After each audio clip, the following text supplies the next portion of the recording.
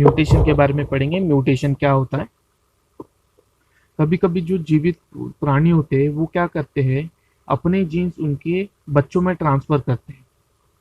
ये जो जीन्स होते हैं उनके अंदर जाते हैं, इसी के वजह से क्या होता है, उनके बच्चे उनके समान दिखने भी शुरू होते हैं। और ये जो जीन्स होता है ये आगे की जनरेशन में लगातार जाते रहता है बिना किसी चेंज के। इसी की वजह से कुछ कैरेक्टर जो रहते हैं माता पिता के, वो उनके बच्चों में बिल्कुल वैसे ही देखने को मिलते हैं, क्योंकि उन जीन्स में कोई भी बदलाव नहीं होता। अगर कोई भी बदलाव, जैसे कि एग्जाम्पल के लिए समझ लेते हैं हम लोग, अगर कभी अचानक से बदलाव हो जाता है इन जीन्स में, जैसे कि यहाँ पर दिख रहा है आपको, कभी कभी ऐसा भी हो जाता है कि कोई न्यूक्लियोटाइड टूट कर दूसरा न्यूक्लियोटाइड अटैच हो जाता है, या फिर न्यूक्लियोटाइड की पोजीशन चेंज हो जाती है, जिसके वजह से जीन्स में क्या होते जाते, चेंज होते जाते। इसी को हम लोग म्यूटेशन बोलते हैं। कुछ म्यूटेशन ऐसे भी होते हैं, छोटे भी होते हैं और ज्यादा भी बड़े होते हैं। कुछ एग्जाम्पल के लिए देख लेते हैं। यहाँ पर देखिए, यहाँ पर आपको म्यूटेशन का काफी सारा एग्जाम्पल दिख रहा होगा। कुछ जीन चेंज हो रहे, ये म्यूटेशन हम लोग सिकल सेल्स के एनीमिया में भी देख सकते हैं। जिनको सिकल सेल की बीमारियां होती है वो एक जेनेटिक डिसऑर्डर्स होता है, क्योंकि जीन्स टूटकर अलग हो जाते हैं। म्यूटेशन जो होता है ये बहुत लंबी भी प्रोसेस होती है। ये डार्विन ने भी हमको बताया गया है। डार्विन की जो थ्योरी है नेचुरल सिलेक्शन, ये म्यूटेशन के इवोल्यूशन के बारे में पढ़ना है। इवोल्यूशन क्या होता है? इवोल्यूशन ये धीरे धीरे होने वाला बदलाव है लिविंग ऑर्गेनिज्म में, जो बहुत लंबे समय तक के होता है। ये जो इसी को हम लोग इवोल्यूशन बोलते हैं। ये बहुत स्लो प्रोसेस होती है, बहुत धीरे धीरे होता है, जिसमें ऑर्गेनिज्म का डेवलपमेंट होता है। इवोल्यूशन में ऑर्गेनिज्म का डेवलपमेंट अचीव होता है। वो अपना क्या करता है, डेवलपमेंट करता है इवोल्यूशन के प्रोसेस में। इसमें नई स्पीसीज बनती है, क्योंकि उस स्पीसीज के कैरेक्टर्स में बदलाव होते हैं, एक स्पेसिफिक कैरेक्टर्स में बदलाव होते हैं, और ये कई जनरेशन तक के होते रहता है, और वो भी नेचुरल सिलेक्शन की प्रोसेस के मदद से। इसलिए इसको इवोल्यूशन कहा जाता है। नेचुरल सिलेक्शन मतलब नेचर के अकॉर्डिंग ये अपने आप को क्या करते हैं, चेंज करते जाते हैं।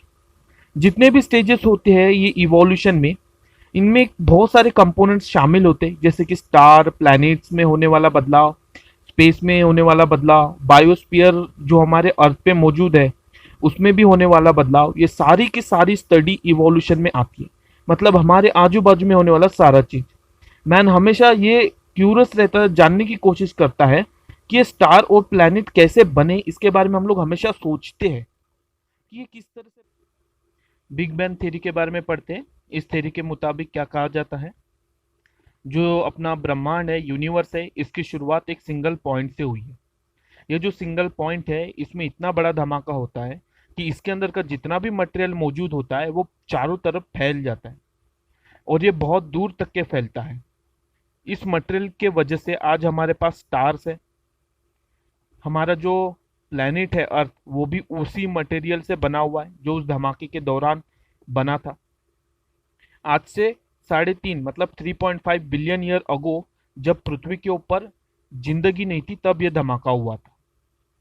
इसके मुताबिक शुरुआत हुई थी कुछ सिंपल चीजों की, जिसके वजह से आज जीवन है। कुछ एलिमेंट्स बने उस समय हमारे पृथ्वी पे शुरुआत में, कुछ सिंपल एलिमेंट्स बने अर्थ में, और कुछ ऑर्गेनिक और इनऑर्गेनिक कंपाउंड भी बने शुरुआत में।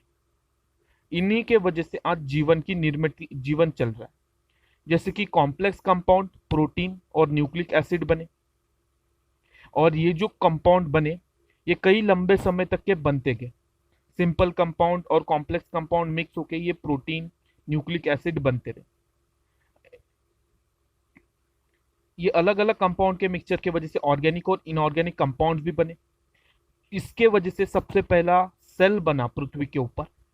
इन मिक्सचर के वजह से इन सेल्स की मात्रा बढ़ते गई बढ़ते गई बढ़ते गई, क्योंकि उस समय आजू बाजू में जो भी केमिकल था उसमें एनर्जी थी, उसका इस्तेमाल करके ये बढ़ते गए।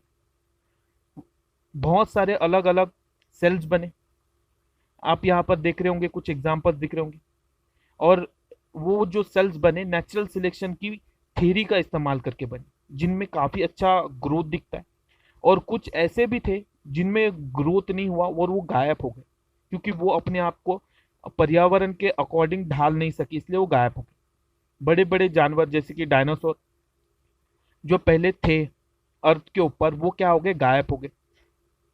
क्योंकि जो नेचुरल सिलेक्शन का प्रिंसिपल था वो आज के तारीख में स्पीसीज, आज के जमाने में जो भी प्रजाति है उसके ऊपर भी लगता है, चिड़िया के ऊपर भी लगता है।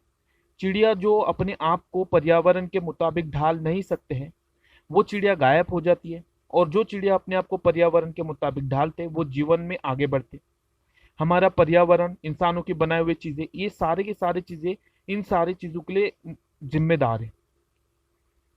जानवरों में बहुत अलग अलग विविधता होती है, सिंगल सेल से लेके तो मल्टी सेलुलर, सिंगल सेल में अमीबा, मल्टी सेलुलर में पैरामेशियम आता है, और इंसान भी मल्टी सेलुलर है, वेल भी मल्टी सेलुलर है। उसी तरह से पेड़ पेड़ पौधों में भी प्रजातियां होती है। यूनिसेलुलर पेड़ जो होता है वो हमारा कॉलेरा होता है, और एक बनियान ट्री जो मल्टी सेलुलर होता है, आप ये एग्जाम्पल ले सकते हो। जो जिंदगी है पृथ्वी पे हर तरफ है, वो चाहे पोल हो चाहे इक्वेटर हो, हर जगह पृथ्वी पे क्या मौजूद है, जिंदगी मौजूद है।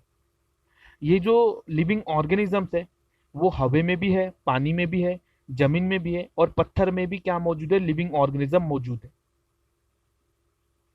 पुराने समय से इंसान के अंदर कुछ अलग अलग बदलाव हुए, शुरुआत से उनमें काफी बदलाव होते गए और आज वो एक वेल डेवलप है। इसका रीजन अगर हम बोल सकते हैं तो बहुत बदलाव जो आया उनके अंदर वो इवोल्यूशन उसका कारण है। आज के तारीख में भी इवोल्यूशन होते जा रहा है, अलग अलग थेरीज इस इवोल्यूशन को एक्सप्लेन करने की कोशिश कर रहे हैं, और ऑर्गेनिज्म ने किस तरह से इस बदलाव को अपनाया है वो उन थेरीज से हम लोग आज समझ रहे हैं।